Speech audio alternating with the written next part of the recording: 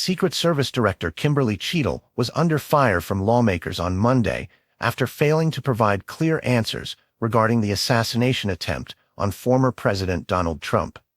The House Oversight Committee was visibly frustrated with Cheadle's evasive responses, calling for her resignation due to her incompetence and lack of transparency. Despite the uproar, Cheadle stood firm, emphasizing her nearly 30-year career and commitment to working with integrity. She assured the committee that a full report would be provided within 60 days, although this timeline was criticized by lawmakers as being too long for the American public to wait for answers.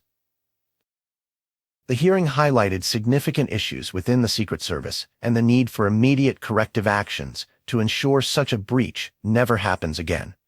Meanwhile, the bipartisan calls for Cheadle's resignation suggest that her days as the Secret Service director might be numbered. Cheadle acknowledged that the incident, which occurred on July 13 during a Trump rally in Butler, Pennsylvania, was the most significant operational failure of the Secret Service in decades. A gunman, later identified as Thomas Matthew Crooks, opened fire from a nearby rooftop, hitting Trump in the ear and killing a rally attendee. The incident left one attendee dead and two others critically injured. Despite being subpoenaed to testify, Cheadle dodged several critical questions regarding the security lapses that allowed the shooter to access the rooftop and fire at Trump. When pressed for specifics, she repeatedly cited an ongoing investigation, which only further irritated the committee members. Rep. Nancy Mace from South Carolina didn't mince her words, stating, "You're full of s today." Both Republican and Democratic lawmakers found her responses unacceptable. Representative Pete Sessions of Texas demanded, "Tell us what went wrong," and Representative Jerry Connolly of Virginia expressed frustration over Cheadle's refusal to say whether the presence of guns complicated her job. "Please answer the question. You're the head of the Secret Service," Connolly said. Cheadle's testimony revealed that the gunman was deemed suspicious, but not a threat, until moments before the shooting.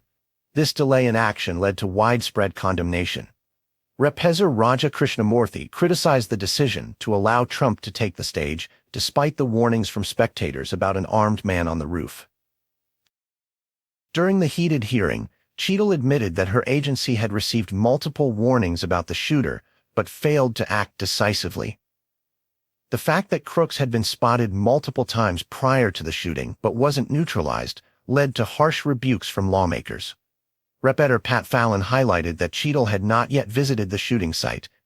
9 days and you have not visited the site. You should have been there that night. Amid bipartisan anger, several Democrats who had previously withheld judgment joined Republicans in calling for Cheadle's resignation. Representative Jamie Raskin noted that she had lost Congress's confidence, while Representative Jared Moskowitz and Representative Ro Khanna echoed similar sentiments, stressing that an assassination attempt on a former president warrants her stepping down. Democrats also took the chance to push for stricter gun control, pointing out that the presence of an AR-15 at an event believed to be secured shows the extent of gun violence problem in America. They emphasized that even high-profile individuals with Secret Service protection aren't safe from such attacks. On the other hand, some Republicans linked the security failure to policies on diversity, equity, and inclusion (DEI) within the Secret Service. Representative Tim Burchett criticized Cheadle, saying, "Ma'am, you are a DEI horror story," questioning the merit of DEI goals over efficiency and effectiveness in protective duties.